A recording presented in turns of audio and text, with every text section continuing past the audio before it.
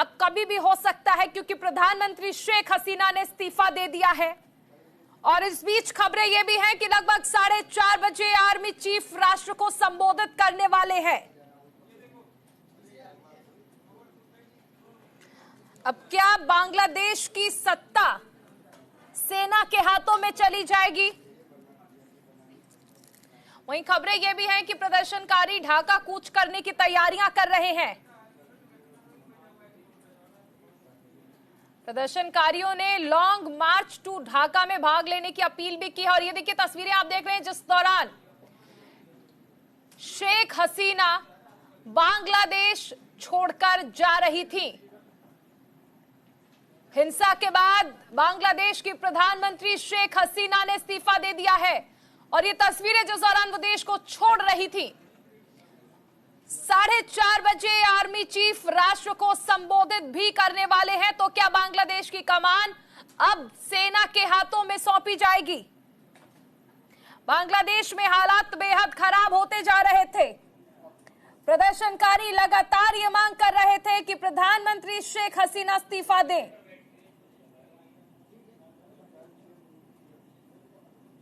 देश के अलग अलग इलाकों में झड़प हो रही थी। स्थिति ऐसी बन गई थी कि करीब 100 से ज्यादा लोगों की जान जा चुकी थी। लेकिन इस बीच प्रधानमंत्री शेख हसीना ने पीएम पद से इस्तीफा दे दिया है। हिंसा के बाद शेख हसीना ने इस्तीफा दिया। लगभग 1 महीने से अलग अलग जगह बांग्लादेश में हिंसा हो रही थी। प्रदर्शनकारी लगातार मांग कर रहे थे कि शेख हसीना इस्तीफा दें। मुद्दा आरक्षण का था और अब प्रधानमंत्री शेख हसीना ने इस्तीफा दे दिया है। 100 से ज्यादा लोगों की जान जा चुकी थी।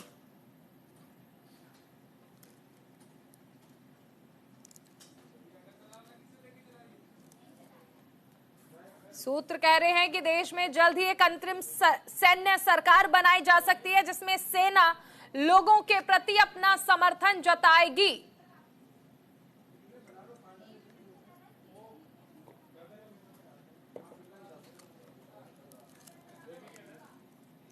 बड़ी खबर आपको बताई जा रही है। बांग्लादेश की प्रधानमंत्री शेख हसीना ने इस्तीफा दे दिया है।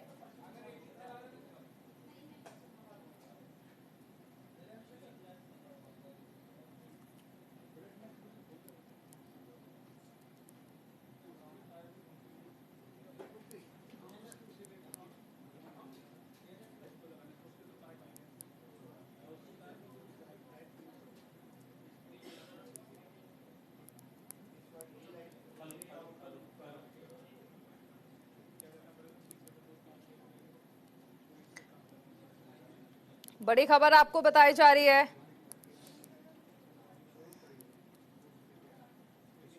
हमारे साथ सहयोगी अभिषेक जुड़ गए हैं न्यूज रूम से।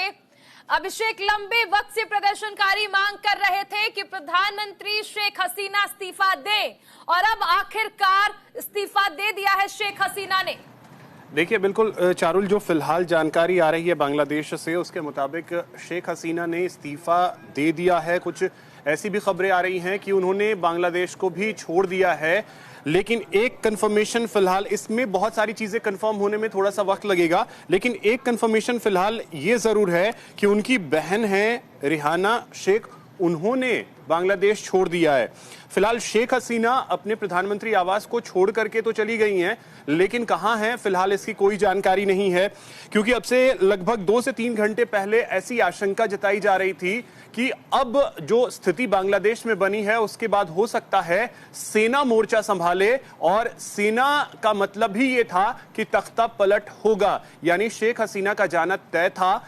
इसी वजह से शायद शेख हसीना ने इस्तीफा दिया और या तो देश छोड़ दिया है या देश में कई ऐसे गुप्त जगह पर चली गई हैं जहां की जानकारी फिलहाल किसी को नहीं है। अब देखिए, जो फिलहाल इसमें बहुत सारी चीजें अपडेट होनी बाकी हैं चारुल, क्योंकि कंफर्मेशन ये भी आ रही है कि मिलिट्री हेलीकॉप्टर से भारत पहुंची है प्रधानमंत्री शेख हसीना। सूत्र ये बता रहे हैं कि मिलिट्री हेलीकॉप्टर से पहुंची हैं। हालांकि देश छोड़ने से पहले अपना एक मैसेज भी रिकॉर्ड करना चाहती थी, जो कि नहीं हो पाया, लेकिन खबरें यही बता रही हैं। देखिए, ये जैसा मैंने कहा कि चारुल, कंफर्म होने में वक्त लगेगा। ये सिर्फ और सिर्फ अभी सूत्रों के हवाले से जानकारी मिल रही है। भारत आई हैं या नहीं आई हैं, इसकी कंफर्मेशन के लिए मैं बार बार कह रहा हूं कि किसी भी खबर को पुख्ता होने में अभी थोड़ा सा वक्त लगेगा, क्योंकि जो जानकारी मिल रही है कि वहां के आर्मी चीफ जो हैं वो अब से लगभग 1 घंटे बाद बांग्लादेश को यानी देश को संबोधित करेंगे और उसके बाद ही सारी स्थिति क्लियर हो पाएगी। क्योंकि जिस तरह से खबर आई, बांग्लादेश में सड़क पर लाखों लोग उतरे हुए हैं और प्रधानमंत्री आवास में भी कई लोग घुस गए, ये भी जानकारी निकल करके आई। जो तस्वीरें अलग अलग आ रही हैं, इन तस्वीरों में किस तरीके की कितनी सच्चाई है, इसके लिए कुछ वक्त का इंतजार करना पड़ेगा। अब जो फिलहाल हालात हैं बांग्लादेश में, आप देखिए, एक वक्त ऐसा था कि बांग्लादेश की जो अर्थव्यवस्था थी इतनी ज्यादा मजबूत होती जा रही थी कपड़ा उद्योग के कारण कि हर कोई ये कह रहा था कि बांग्लादेश आने वाले वक्त में बहुत मजबूत अर्थव्यवस्था के साथ आगे बढ़ेगा। लेकिन अचानक से एक फैसला आता है आरक्षण को लेकर के और उसके बाद यहाँ की स्थिति आज देखें तो लाखों की तादाद में जो युवा हैं, खास करके छात्र जो हैं, वो इस समय सड़कों पर हैं। उनकी मांग यही थी कि शेख हसीना जल्द से जल्द इस्तीफा दें और अभी की जो जानकारी है उसके मुताबिक शेख हसीना ने इस्तीफा दिया है और वो देश छोड़कर गई हैं या बांग्लादेश में ही हैं, भारत आई हैं या नहीं आई हैं, ये आप एक तरीके से मान करके चलिए कि लगभग 1 घंटे बाद जब वहां के आर्मी चीफ अपने देश को संबोधित करेंगे, उसके बाद हालात जो हैं वो पूरी तरीके से क्लियर हो जाएंगे। अभिषेक, ये भी समझना चाहेंगे कि देखिए, आपको याद होगा कि तख्ता पलट अक्सर पड़ोसी देश पाकिस्तान में भी देखने को मिलता है। वहां पर हम देखते हैं कि किस तरह से सेना कमान जो है वो संभाल लेती है। बांग्लादेश के परिप्रेक्ष्य में कहा जाए तो आरक्षण को लेकर जिस तरह से प्रदर्शन हो रहा था, हिंसा होती, 100 से ज्यादा लोगों की मौत हो चुकी थी, उसके बाद प्रधानमंत्री इस्तीफा दे देती हैं, तो क्या अब ये मान लिया जाए कि फिलहाल के तौर पर, फौरी तौर पर आर्मी जो है वो देश की कमान संभाल सकती है, बांग्लादेश की कमान संभाल सकती है? बिल्कुल, ये तस्वीर जैसा आपने जिक्र किया कि हम अक्सर पाकिस्तान में देखा करते थे कि वहां पे सेना जो है वो तख्ता पलट करती रही है और यही कारण है कि पाकिस्तान में आज तक कोई भी सरकार जो है वो 5 साल कंप्लीट कर ही नहीं पाई है। तो बांग्लादेश में अब ऐसी तस्वीर जिसकी उम्मीद कोई नहीं कर रहा था, लेकिन जो 1 महीने पहले जिस तरीके से फैसला आया आरक्षण वाले मामले पे, 1971 के स्वतंत्रता सेनानियों के कोटा को खत्म करने की मांग लगातार छात्र कर रहे थे, इसको लेकर के वहां की अदालत ने फैसला दिया और उसके बाद जो है ये पूरे हालात बने हैं। तो अब देखिए, फिलहाल जो आपने कहा कि वहां की सेना ही आने वाले वक्त में वहां सत्ता चलाएगी, तो इसकी संभावना पूरी की पूरी है, क्योंकि अभी जो वहां के हालात हैं वो कंट्रोल करना सेना के अलावा और किसी के बस का नहीं है। सिर्फ और सिर्फ सेना ही वहां पे स्थिति को कंट्रोल कर सकती है। हाँ, इन सब के बीच देखना यह भी होगा कि सेना और जो शेख हसीना है उनमें क्या समन्वय है, इसको देखना बड़ा ही दिलचस्प होगा। अगर समन्वय की स्थिति रही तब जाकर के चीजें अगले 2 से 4 दिन में ठीक हो जाएंगी, लेकिन अगर समन्वय नहीं है तो फिर बहुत सारी चुनौतियां अभी बांग्लादेश के सामने मुंबई खड़ी हैं। आने वाले वक्त में वहां की कोर्ट के लिए भी बहुत सारी चुनौतियां हैं। साथ ही साथ शेख हसीना का राजनीतिक भविष्य क्या होगा, यह भी देखना बड़ा ही दिलचस्प होगा। बिल्कुल। अभिषेक, एक चीज समझना चाहेंगे कि देखिए, सबसे पहले जब हम देख रहे थे कि प्रदर्शनकारी प्रदर्शन कर रहे थे आरक्षण के मुद्दे पर, वो ये चाहते थे कि प्रधानमंत्री शेख हसीना इस्तीफा दे दे। इस्तीफा दे दिया है, लेकिन उसके बावजूद प्रदर्शनकारियों का जो गुस्सा है वो शांत नहीं हो रहा है। आगजनी शुरू हो गई है, पत्थरबाजी की जा रही है, यहां तक कि प्रधानमंत्री आवास में घुस गए हैं, वहां पर लूट भी हो रही है और ऐसी स्थिति हमने पहले भी देखी है। बिल्कुल, देखिए, बांग्लादेश की फिलहाल की स्थिति ऐसी है जिसको, जैसा मैंने कहा कि कंट्रोल करना अगर किसी के हाथ में है तो वो सिर्फ और सिर्फ अभी सेना ही कंट्रोल कर सकती है, क्योंकि इन प्रदर्शनकारियों की मांग लगातार यही थी कि शेख हसीना इस्तीफा दें। अब उन्होंने इस्तीफा भी दे दिया है। कंफर्मेशन के लिए मैं बार बार कह रहा हूं कि इंतजार करना पड़ेगा, लेकिन फिलहाल जो जानकारी, उन्होंने इस्तीफा भी दे दिया है, देश भी ऑलमोस्ट जो जानकारी है छोड़ दिया है। तो अब ऐसे में प्रदर्शनकारियों को संभवतः शांत हो जाना चाहिए, लेकिन चारुल आपको बता दें कि जब इस तरीके का कोई भी मूवमेंट होता है तो उसे शांत इतनी आसानी से नहीं कर पाते हैं लोग, और इसी की वजह से कहीं ना कहीं जिम्मेदारी अब वहां के प्रशासन और साथ ही साथ सेना की होगी कि इसे कैसे आने वाले वक्त में कंट्रोल करते हैं। इंतजार बस इस चीज पर रहेगा कि सेना प्रमुख जो अब से 1 घंटे बाद देश को संबोधित करने वाले हैं वो आगे क्या निर्देश देते हैं। अभिषेक, रोकना चाहेंगे आपको, एक बड़ी खबर आ रही है इस वक्त बांग्लादेश से, एक बड़ी खबर आ रही है बांग्लादेश से, इस वक्त की बड़ी खबर आ रही है। बांग्लादेश के आर्मी चीफ 4 बजे एक बड़ा ऐलान करने वाले हैं। शेख हसीना ने पीएम पद से इस्तीफा दे दिया है। लगभग 1 महीने से ज्यादा हो गया था और ऐसे में लगातार प्रदर्शन चल रहे थे। 100 से ज्यादा प्रदर्शनकारियों की मौत हो चुकी थी। ऐसे में प्रधानमंत्री शेख हसीना ने इस्तीफा दे दिया है। आर्मी चीफ 4 बजे एक बड़ा ऐलान करने वाले हैं। मोबाइल सेवा ठप कर दी गई है। इसके साथ साथ खबरें ये है कि शेख हसीना भारत आ सकती हैं। अभिषेक लगातार हमारे साथ बने हुए हैं। अभिषेक, देखिए, ये अलग अलग कयास जो है वो लगाए जा रहे हैं। शेख हसीना भारत आ सकती है, ऐसे भी कयास लगाए जा रहे हैं। लेकिन अगर हम वहां पर बांग्लादेश में देख लें तो स्थिति इस वक्त ऐसी हो चुकी है। आपको श्रीलंका की स्थिति याद होगी कि किस तरह से जब प्रधानमंत्री वहां से विक्रम सिंघे जाते हैं और उसके बाद जो प्रोटेस्टर्स थे वो किस तरह से प्रधानमंत्री आवास में घुस जाते हैं, लूट करते हैं, डकैती होती है, आगजनी होती है। कमोबेश अब इतिहास खुद को दोहरा रहा है बांग्लादेश में। बिल्कुल, देखिए, अभी फिलहाल वही हालत है जो स्थिति श्रीलंका में थी। वहां आपने तस्वीरों को देखा होगा कि किस तरीके से वहां राष्ट्रपति के भवन में लोग घुस गए थे। और अब यहां पर आप देखें तो तस्वीरें भी आनी शुरू हो गई हैं। वो तस्वीर भी हम थोड़ी देर में अपने दर्शकों को दिखाएंगे कि किस तरीके से जो शेख हसीना का आवास है उसके अंदर लोग घुस गए हैं। तो ये जो स्थिति श्रीलंका की थी उसका कारण कुछ और था, लेकिन इस बार बांग्लादेश का अगर देखें तो कारण कुछ और है। लेकिन हालात एक ही जैसे हैं कि देश इस समय बहुत सारी परेशानियों से जूझ रहा है और बांग्लादेश की स्थिति वही है।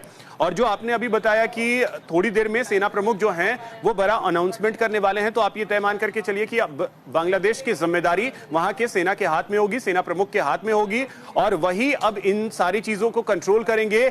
शेख हसीना भारत आ सकती हैं या नहीं, ये तो फिलहाल थोड़ी देर में तय हो जाएगा।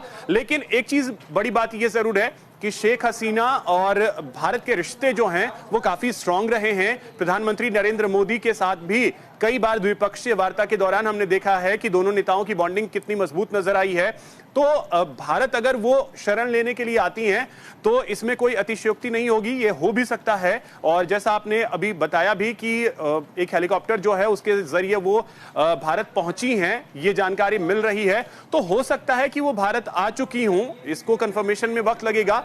लेकिन ये जरूर है कि भारत के साथ बांग्लादेश के रिश्ते खराब नहीं रहे, अच्छे रहे हैं। और खास करके वहां की प्रधानमंत्री जो शेख हसीना थी उनके साथ रिश्ते बहुत स्ट्रांग रहे हैं भारत के हमेशा से। तो ऐसे में अगर वो भारत आती हैं तो इसमें कोई दो राय नहीं है, उन्हें भारत शरण दे भी सकता है। क्योंकि ये जो हालात बने हैं वो हालात किसी और देश की वजह से नहीं बने हैं, बल्कि बांग्लादेश के आंतरिक आरक्षण के मुद्दे को लेकर के ये स्थिति बनी है। और ऐसे में अगर शेख हसीना भारत आती हैं तो भारत शरण दे सकता है। बिल्कुल, एक चीज और समझना चाहेंगे कि देखिए, जिस तरह हम लगातार जिक्र कर रहे हैं, ऐसी स्थिति पहले से ही समझ आ रही थी कि प्रदर्शनकारी अब किसी भी बात पर मानने वाले नहीं है। प्रधानमंत्री का इस्तीफा वो चाहते हैं। तो क्या जिस दौरान शेख हसीना ने देश छोड़ा, क्या इस बाबत कोई उन्होंने आगे के लिए फैसला नहीं लिया? क्योंकि वो खुद तो देश छोड़कर जा रही थी, लेकिन आगे देश का क्या होगा उस बारे में कुछ सोचा, कुछ समझा? देखिए चारुल, देश छोड़ना तो मैं नहीं मानता कि वो चाहती होंगी। किसी भी कीमत पे कोई अपने देश को नहीं छोड़ना चाहेगा।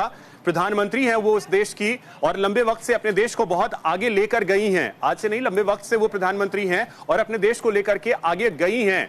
आप देखिए, यही कारण था कि बांग्लादेश जो है वो कपड़ा उद्योग में पूरी दुनिया में दूसरे नंबर पर पहुंच गया। तो ये छोटी मोटी बात नहीं है।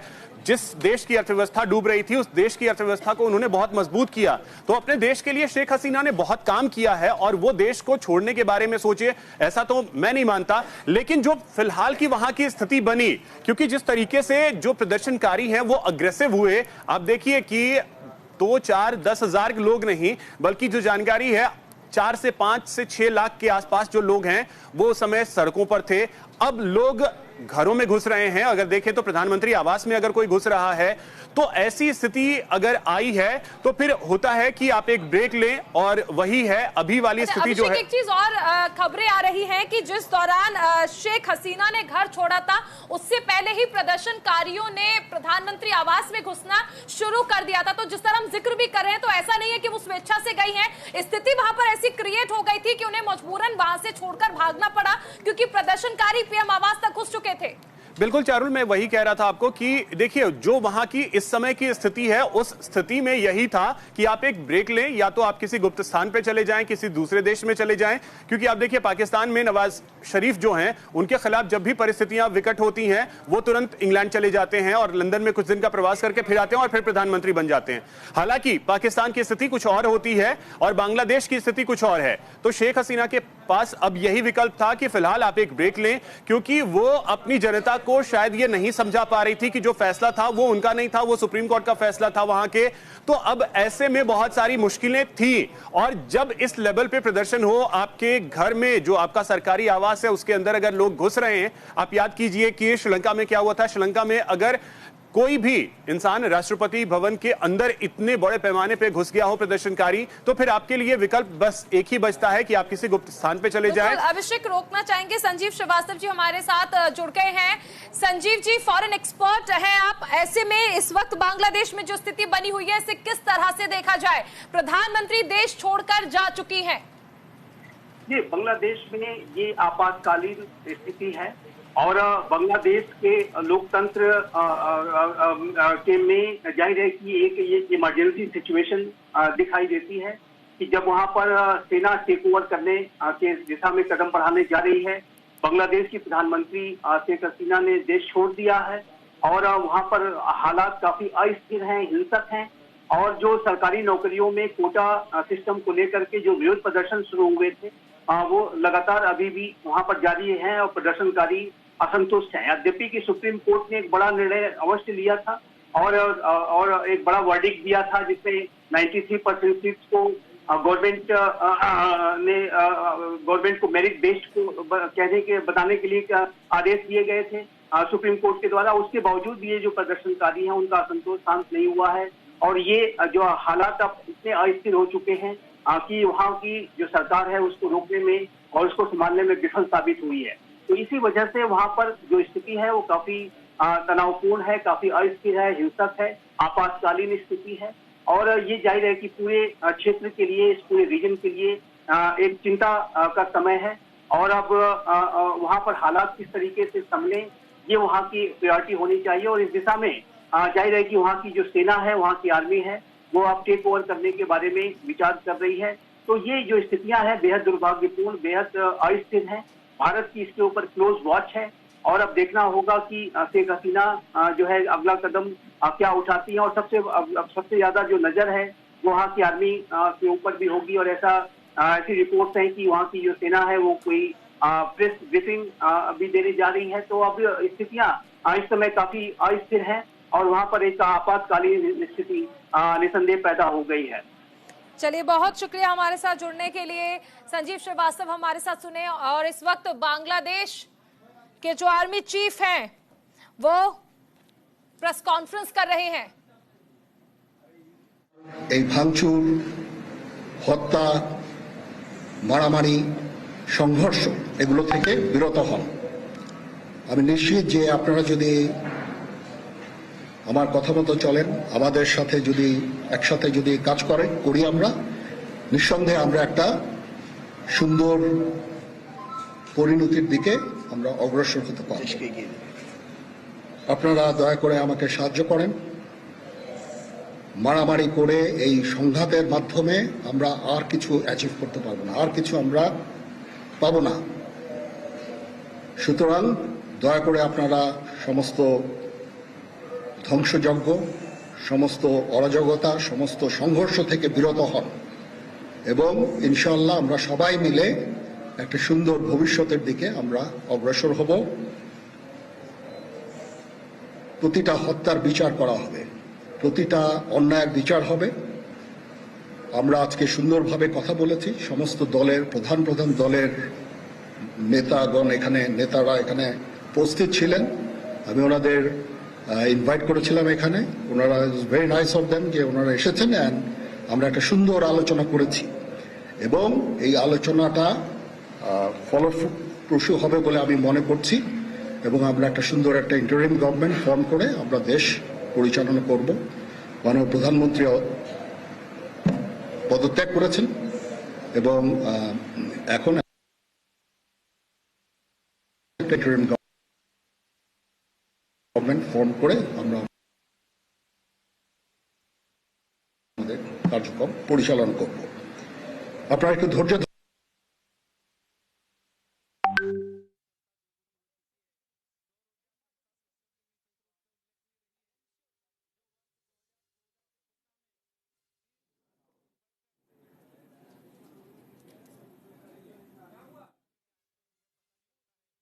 সময় দেন, ইনশাআল্লাহ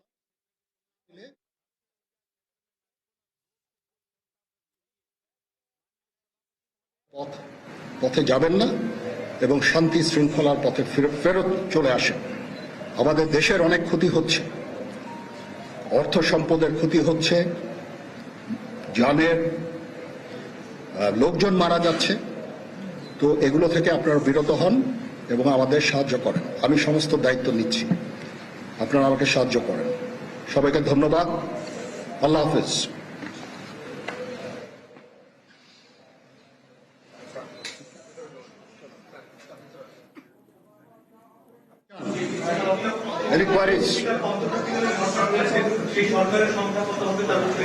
এখনো এটা না, এটা খুব আর্লি স্টেজ। আমরা যাব মহামান্য রাষ্ট্রপতির সাথে যে আলাপ আলোচনার মাধ্যমে এটা আমরা করব। আজকে এখানে জামাতের আমির ছিলেন, আমাদের বিএনপির শীর্ষস্থানীয় নেতৃবৃন্দ এখানে ছিলেন, জাতীয় পার্টির নেতৃস্থানীয় নেতৃবৃন্দ এখানে ছিলেন এবং সুশীল সমাজ এবং এখানে ডক্টর আসিফ নজরুল উনি নিজেও ছিলেন এখানে এবং উনি আমার সামনেই উনি সমস্ত ছাত্রদেরকে একটা সুন্দর বার্তাও দিয়েছেন এবং আমি আশা করি যে ছাত্ররা সেই বার্তা শুনে ওনার কথা, ওনাকে সবাই শ্রদ্ধা করে, ছাত্ররা শ্রদ্ধা করে, ওনার এই বার্তা শুনে তারা এই পরিস্থিতি নিয়ন্ত্রণে নিয়ে চলে আসবে এবং আমরা একটা সুন্দর একটা পরিস্থিতির দিকে আমরা এগিয়ে যাব ইনশাআল্লাহ। এখানে আওয়ামী লীগের কেউ ছিল না, আওয়ামী লীগের কেউ ছিল না। तो बांग्लादेश के आर्मी चीफ को आपने सुना, जिन्होंने कहा कि हम अंतरिम सरकार बनाएंगे, सभी सहयोगी दलों को बुलाया गया है और राष्ट्रपति के पास भी जाएंगे। खबरें लगातार जारी रहेंगी। अभी रुकेंगे एक छोटे से ब्रेक के लिए। आप बने रहिए न्यूज़ इंडिया के साथ।